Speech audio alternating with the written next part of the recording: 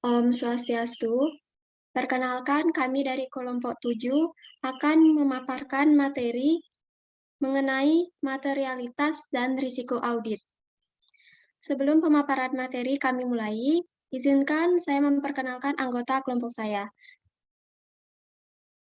Adapun anggota kelompok yang pertama, Nengah Artiwisari dengan NIM 20170511130. Yang kedua, Nikadek Tika Damayanti dengan NIM 20170511141. Dan yang terakhir, Komang Rani Isuwandari dengan NIM 20170511147. Baik, materi yang pertama akan dijelaskan oleh rekan saya. Terima kasih.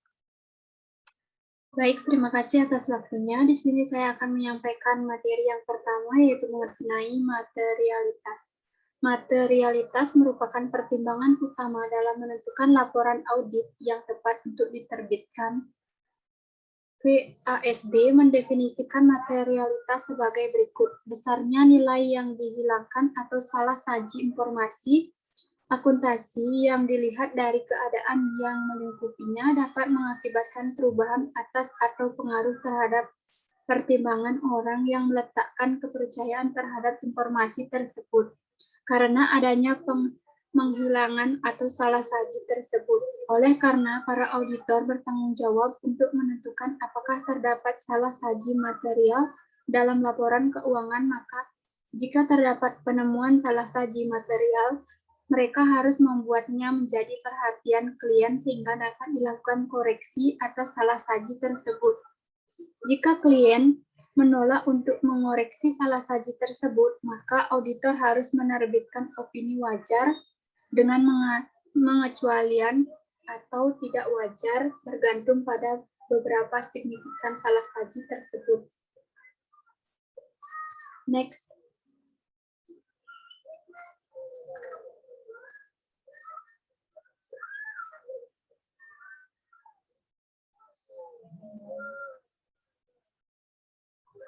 Pembacaan definisi PASB dengan seksama akan membuka kesulitan yang dihadapi auditor dalam menerapkan materialitas. Sementara definisi tersebut menekankan kepada para pengguna yang rasional yang mengandalkan laporan keuangan dalam pengambilan keputusan. Auditor harus memiliki pengetahuan atas kemungkinan para pengguna laporan keuangan klien dan keputusan yang akan mereka buat. Sebagai contoh, jika seorang auditor mengetahui bahwa pengguna akan mengandalkan laporan keuangan untuk membuat persetujuan jual beli bagi keseluruhan bisnisnya, maka jumlah yang akan dianggap material bagi auditor dapat menjadi lebih kecil daripada jumlah yang dipakai untuk mengeditnya yang sejenis.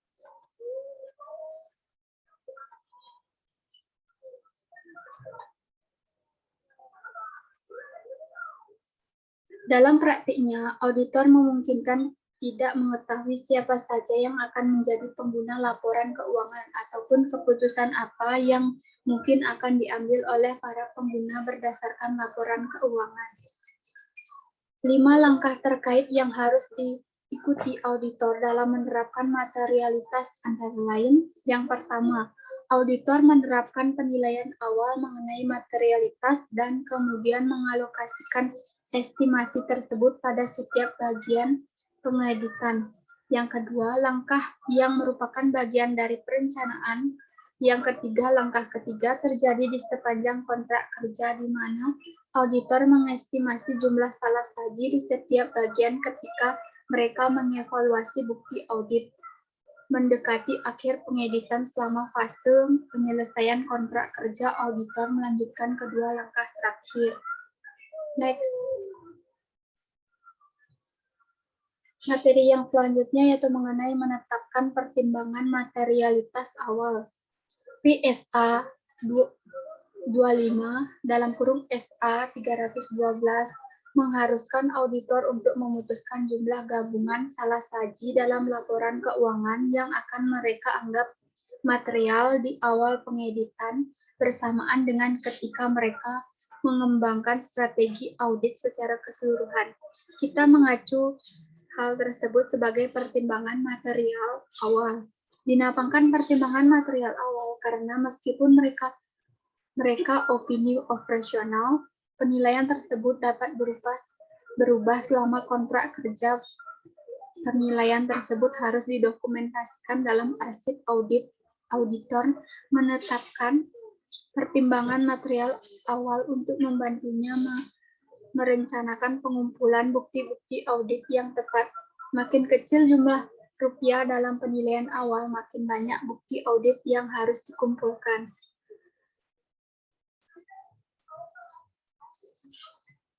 Selama melakukan audit, auditor seringkali mengubah pertimbangan materialitas awal. Kita mengistilahkan hal tersebut sebagai penilaian materialitas yang direvisi. Auditor kemungkinan akan membuat revisi karena perubahan salah saji faktor yang digunakan dalam menentukan penilaian awal. Karena auditor memutuskan bahwa pertimbangan materialitas awal tersebut besar atau terlalu kecil.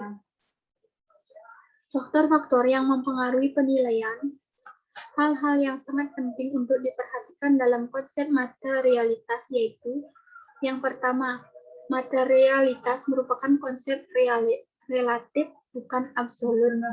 Yang kedua, dibutuhkan dasar untuk mengevaluasi materialitas. Next.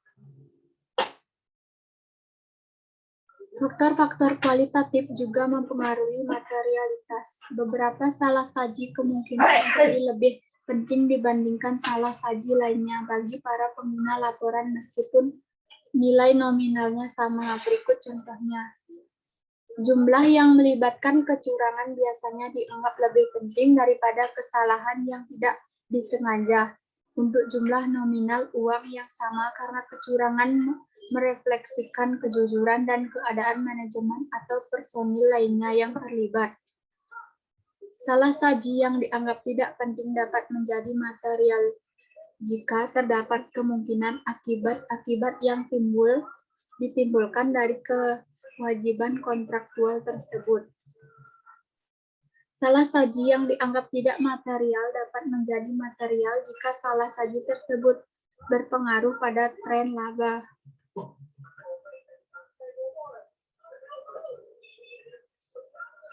Materi yang selanjutnya yaitu mengenai mengalokasikan pertimbangan materialitas awal ke setiap bagian atau salah saji yang dapat diterima.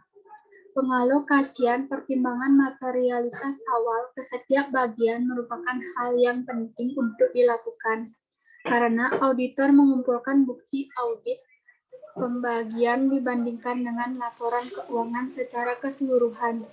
Jika para auditor memiliki penilaian materialitas awal untuk setiap bagian, hal itu akan membantu mereka dalam memutuskan bukti audit yang tepat untuk dikumpulkan. Ketika auditor mengalokasikan pertimbangan materialitas awal pada saldo-saldo akun, materialitas yang dialokasikan ke setiap saldo akun yang dimaksud dalam PSAK 25 dalam kurung SA 312 sebagai salah saji yang dapat diterima.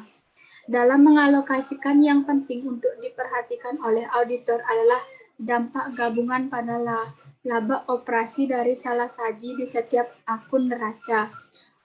Suatu lebih saji dalam akun aset akan memiliki pengaruh yang sama dalam laporan laba rugi.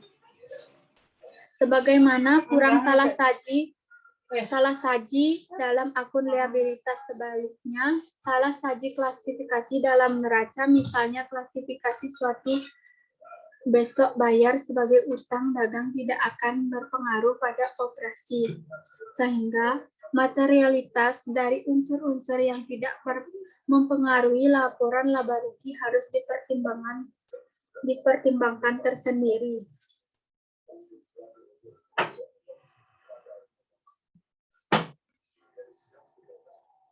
Baik, materi selanjutnya akan disampaikan oleh rekan saya. Baik, materi selanjutnya mengenai memperkirakan salah saji dan membandingkan dengan penilaian awal. Ketika para auditor melakukan prosedur audit untuk setiap bagian audit, mereka menyiapkan kertas kerja dari semua salah saji yang ditemukan. Salah saji dalam suatu akun dapat berbentuk satu dari dua jenis ini, yaitu salah saji yang diketahui dan salah saji yang mungkin. Salah saji yang diketahui adalah salah saji di mana auditor dapat menentukan jumlah salah saji dalam akun tersebut. Sebagai contoh, ketika mengaudit aset tetap, auditor mungkin mengidentifikasi adanya kata kapitalisasi aset yang disewa yang seharusnya dibebankan karena merupakan kegiatan sewa operasi. Terdapat dua jenis salah saji yang mungkin. Pertama, salah saji yang mungkin karena adanya perbedaan antara penilaian manajemen dan penilaian auditor mengenai estimasi saldo akun. Contohnya adalah perbedaan dalam estimasi saldo akun, penyisihan piutang, dan tak tertagih atau liabilitas garansi. Yang kedua adalah proyeksi salah saji berdasarkan pengujian auditor atas sampel yang diambil dari populasi.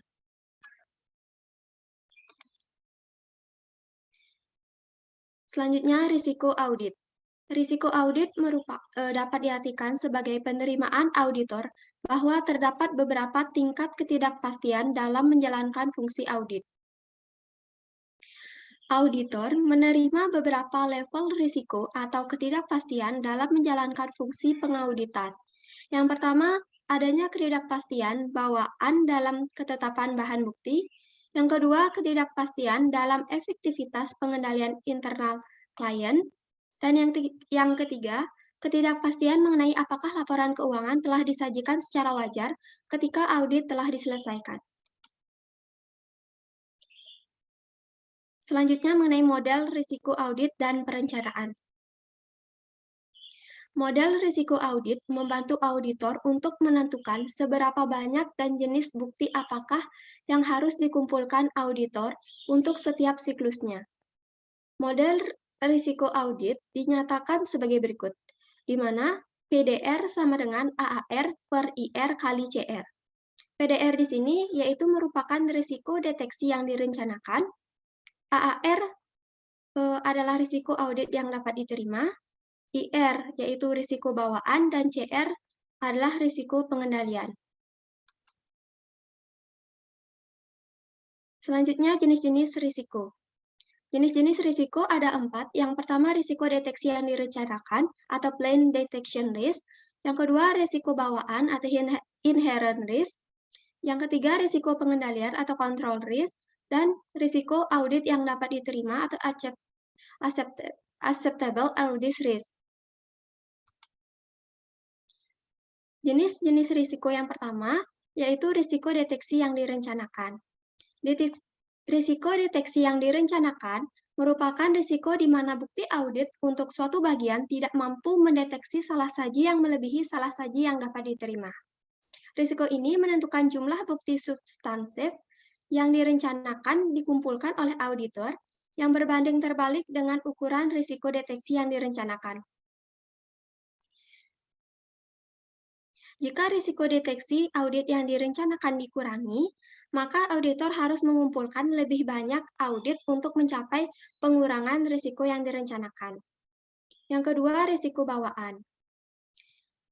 Risiko bawaan mengukur penilaian auditor atas kemungkinan terdapatnya salah saji material dalam sebuah bagian pengauditan sebelum mempertimbangkan efektivitas pengendalian internal klien.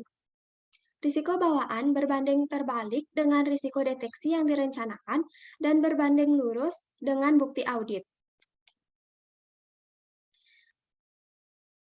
Yang ketiga, risiko pengendalian.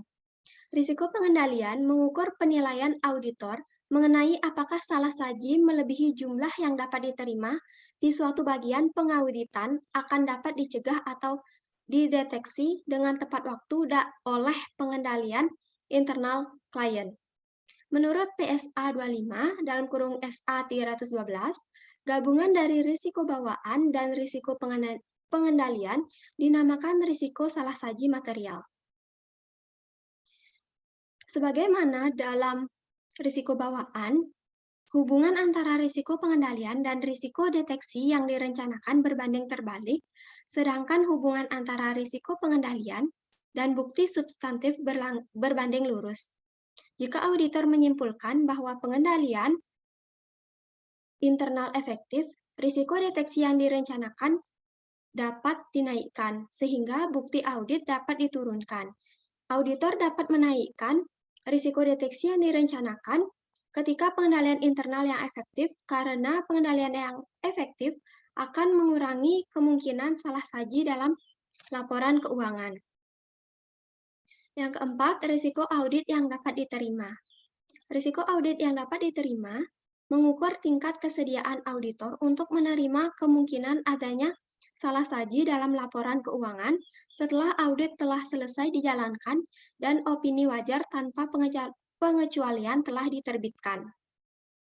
Terdapat hubungan langsung antara risiko audit yang dapat diterima dan risiko deteksi yang direncanakan. Jika auditor memutuskan untuk mengurangi risiko audit yang dapat diterima, maka risiko deteksi yang dapat direncanakan juga akan berkurang.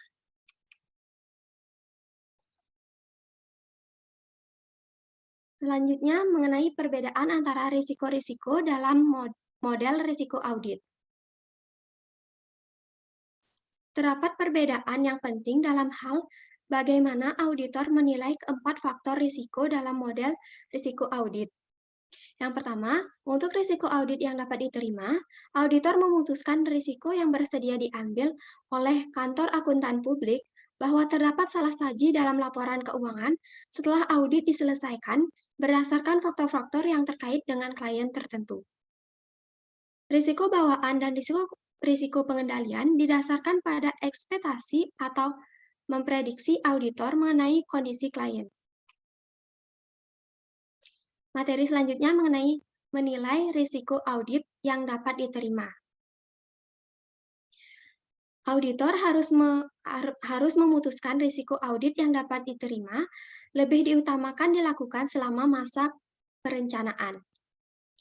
Auditor menetapkan risiko kontrak kerja dan kemudian menggunakan risiko tersebut untuk memodifikasi risiko audit yang dapat diterima.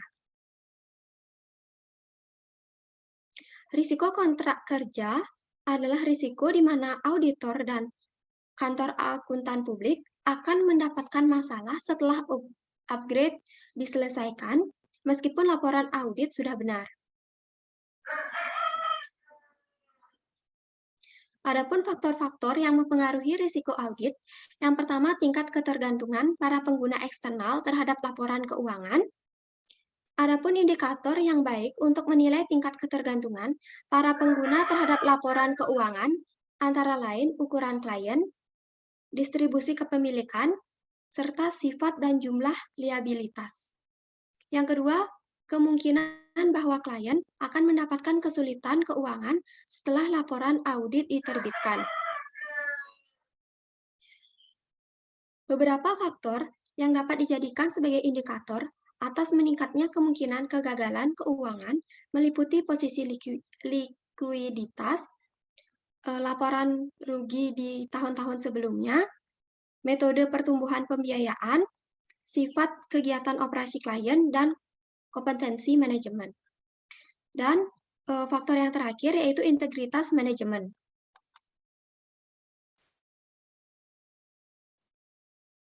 Selanjutnya mengenai membuat keputusan risiko audit yang dapat diterima. Untuk menilai risiko audit yang dapat diterima, auditor pertama kali harus menilai setiap faktor yang mempengaruhi risiko audit yang dapat diterima. Evaluasi yang biasanya dilakukan untuk risiko audit yang dapat diterima adalah tinggi, sedang, atau rendah. Yang mana risiko audit yang dapat diterima rendah berarti bagi klien yang berisiko harus mendapatkan bukti yang lebih banyak, penugasan sikap audit yang lebih berpengalaman, dan atau penelaahan yang lebih mendalam atas dokumentasi.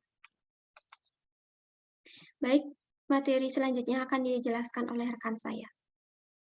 Terima kasih. Baik, di sini saya akan menjelaskan tentang menilai risiko bawaan.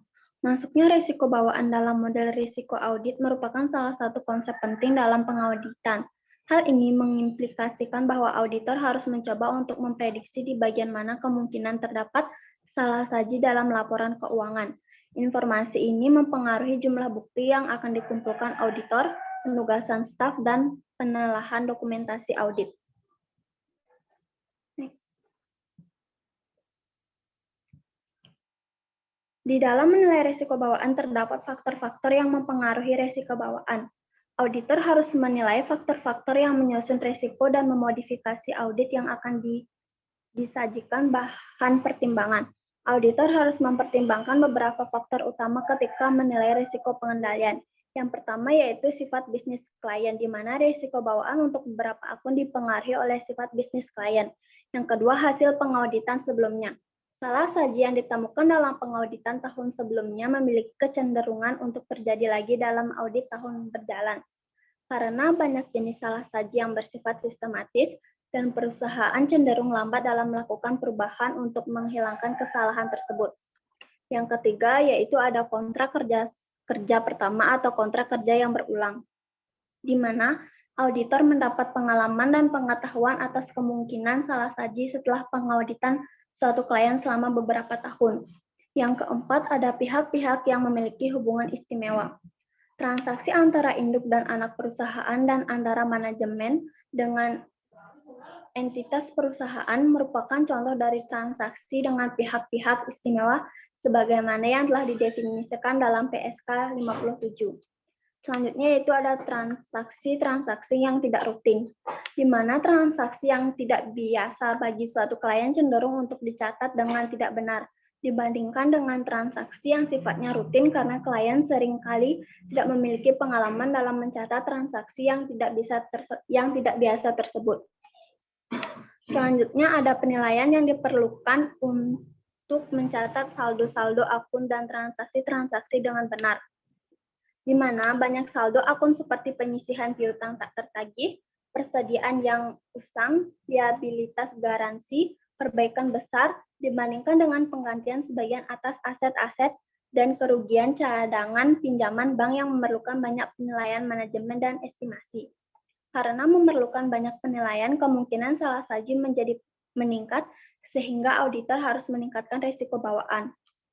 Selanjutnya yaitu membuat populasi, di mana seringkali setiap unsur yang membentuk populasi juga mempengaruhi ekspektasi auditor terhadap salah saji material. Sebagian auditor menetapkan risiko bawaan yang tinggi untuk akun piutang dagang yang sebagian besar saldonya sudah melebihi tanggal jatuh tempo dibandingkan dengan jika saldonya sebagian besar belum jatuh tempo. Selanjutnya itu ada faktor-faktor yang terkait dengan kerentanan dan laporan keuangan dan faktor-faktor yang terkait dengan aset, di mana untuk menilai risiko dan menanganinya dibandingkan dengan mengelompokkannya ke dalam jenis-jenis risiko. Untuk alasan itulah banyak KAP yang menilai risiko kecurangan secara terpisah dari komponen model risiko audit. Risiko kecurangan dapat diukur untuk keseluruhan pengauditan atau per siklus akun dan tujuannya. Next. Selanjutnya itu membuat keputusan risiko bawaan. Auditor harus menemukan informasi yang dapat mempengaruhi risiko bawaan dan memutuskan risiko bawaan yang tepat untuk setiap siklus akun dan untuk setiap tujuan audit. Beberapa faktor seperti kontrak kerja pertama atau kontrak kerja yang berulang hanya akan mempengaruhi akun-akun atau tujuan audit tertentu saja.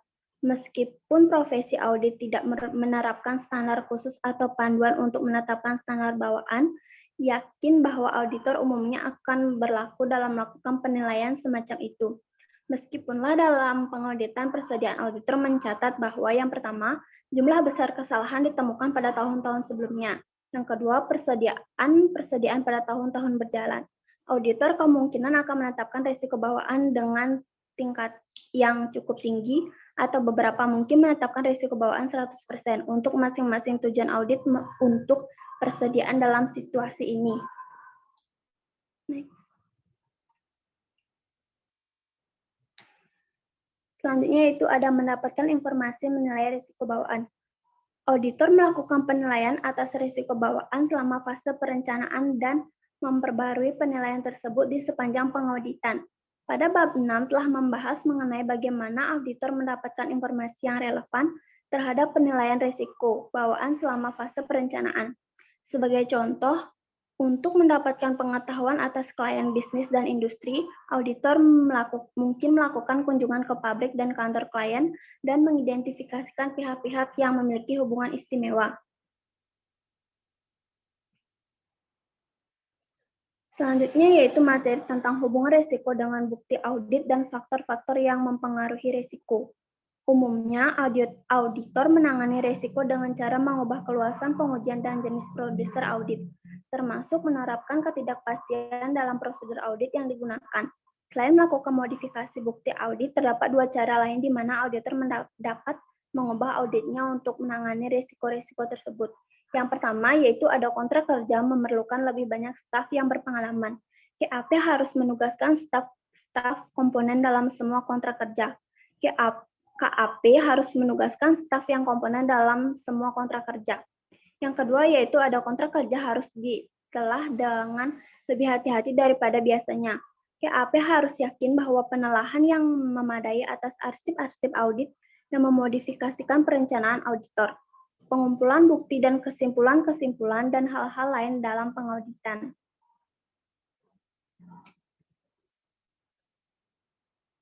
Yang selanjutnya yaitu ada risiko audit untuk setiap bagian. Tidak ada risiko pengendalian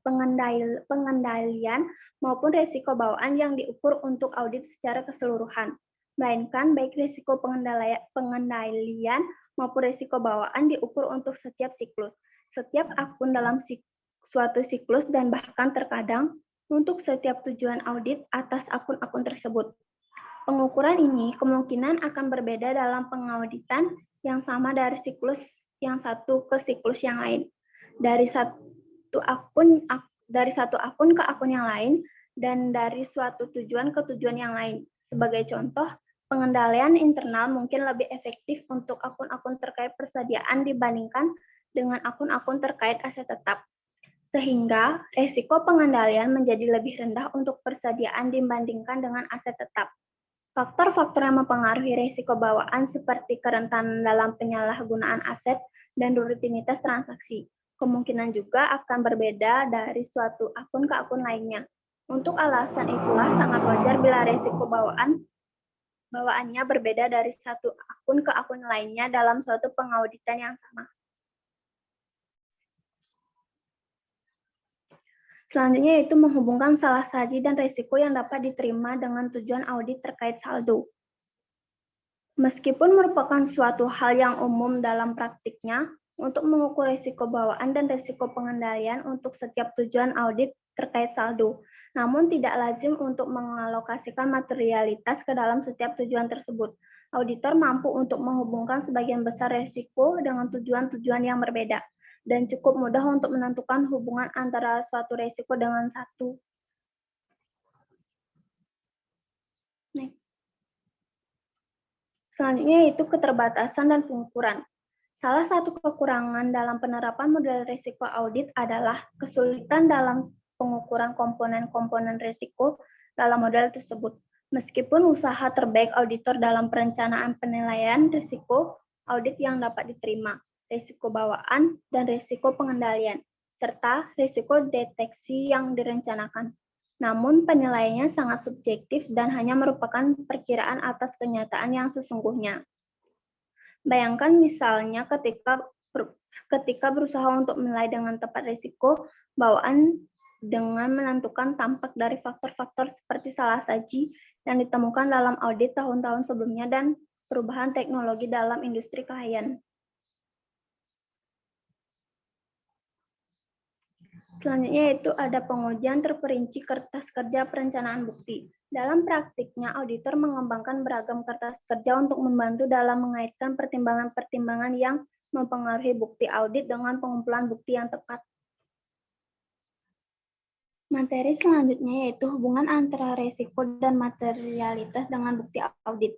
Konsep materialitas dan risiko dalam audit sangat berkaitan erat dan tidak dapat dipisahkan. Risiko merupakan ukuran atas ketidakpastian, sedangkan materialitas merupakan jumlah ketidakpastian dalam suatu besaran tertentu. Sebagai contoh, suatu pernyataan merupakan ukuran besaran atau tinggi rendahnya. Bersama-sama keduanya mengukur bahwa bukti yang direncanakan untuk dikumpulkan oleh auditor hanya berisiko 5%, atau risiko audit yang dapat diterima. Tidak dapat mendeteksi salah saji yang melebihi salah saji yang dapat diterima sebesar 265 juta, atau materialitas. Merupakan pernyataan yang sangat jelas. Jika pernyataan tersebut menghilangkan bagian risiko ataupun materialitas, akan menjadi pernyataan yang tidak berarti. Risiko 5% tanpa ukuran materialitas yang jelas dapat berarti bahwa salah saji sebesar 100.000 atau miliar merupakan salah saji yang dapat diterima. Salah saji sebesar 265 juta tanpa risiko yang jelas dapat berarti bahwa 1% atau 80% risiko dapat diterima. Next.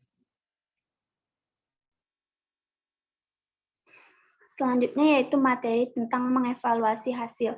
Setelah auditor merencanakan kontrak kerja dan mengumpulkan bukti audit, hasil-hasilnya juga bisa dinyatakan dalam versi evaluasi dari model risiko audit. Rumusan menunjukkan 3 cara untuk mengurangi risiko audit yang dicapai ke tingkat yang dapat diterima, yaitu yang pertama, mengurangi risiko bawaan. Karena risiko bawaan dinilai oleh auditor berdasarkan kondisi klien, penilaian ini diselesaikan selama perencanaan dan biasanya tidak berubah kecuali fakta-fakta baru terbuka saat audit berjalan. Yang kedua yaitu mengurangi risiko pengendalian. Risiko pengendalian yang dinilai dipengaruhi oleh pengendalian internal dan klien dan pengujian auditor terhadap pengendalian itu. Auditor bisa mengurangi risiko pengendalian dengan melakukan uji pengendalian lebih luas jika klien memiliki pengendalian yang efektif. Yang ketiga yaitu mengurangi risiko deteksi dengan meningkatkan uji audit substansif. Auditor mengurangi risiko deteksi yang dicapai dengan mengumpulkan bukti menggunakan prosedur analitis, tes substantif dari transaksi dan tes dari rincian saldo. Prosedur audit tambahan mengonsumsi kalau prosedur itu efektif dan ukuran sampel yang lebih besar. Keduanya mengurangi risiko deteksi yang dicapai. Seperti sudah dijelaskan sebelumnya, model risiko audit adalah model perencanaan dan oleh karena itu digunakan secara terbatas dalam mengevaluasi hasil. Tidak ada kesulitan yang muncul ketika auditor mengumpulkan bukti yang direncanakan dan menyimpulkan bahwa penilaian setiap risiko adalah wajar atau lebih baik dari yang awalnya dipikirkan. Auditor akan menyimpulkan bahwa sudah cukup bukti yang layak terkumpulkan untuk akun atau siklus tersebut. Bagaimanapun penanganan khusus harus dilakukan ketika auditor memutuskan berdasarkan bukti yang dikumpulkan bahwa penilaian awal terkait risiko pengendalian atau risiko bawaan ternyata kurang saji atau risiko audit yang dapat diterima lebih saji. Next. Dalam situasi seperti ini, auditor sebaiknya mengikuti pendekatan 2 langkah. Yang pertama, yaitu auditor harus merevisi penilaian awal dari risiko yang wajar. Adalah pelanggaran jika membiarkan penilaian awal tidak diubah jika auditor tahu itu adalah tidak wajar. Yang kedua, auditor harus mempertimbangkan dampak dari revisi terhadap bukti yang diharuskan, tanpa penggunaan model risiko audit. Penilaian dalam bidang audit telah menunjukkan jika risiko yang direvisi digunakan dalam model risiko audit untuk menentukan risiko deteksi yang direncanakan yang juga telah direvisi. Ada bahaya dari tidak meningkatkannya bukti secara memadai. Sebagai gantinya, auditor harus berhati-hati mengevaluasi implikasi dari revisi risiko dan memodifikasi bukti dengan tepat di luar dari model risiko audit. Sekian penjelasan dari saya kembalikan ke moderator. Baik, sekian presentasi dan pemaparan materi dari kelompok kami. Bila terdapat kesalahan yang disengaja maupun tidak disengaja, kami mohon maaf dan kami tutup dengan para mesanti. Om Santi Santi Santi Om.